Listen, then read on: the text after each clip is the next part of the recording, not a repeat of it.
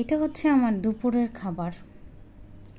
আজকে আমি একটু মন মতো ঘুমাইলাম, যে কারণে দুপুর অলরেডি চলে গেছে, বিকেলও বলতে পারেন। তো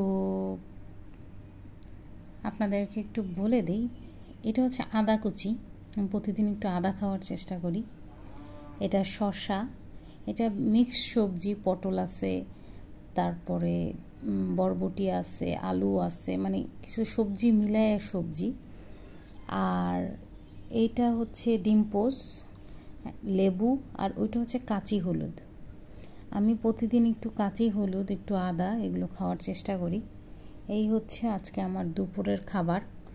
আর এর সাথে আমি বাদাম খাবো, চীনা বাদাম ভিজাইছি 6টা, সেটা খাবো।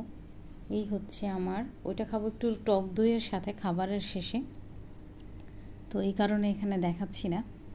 এই হচ্ছে আমার দুপুরের খাবার। ওকে, খাওয়া দাওয়া করি।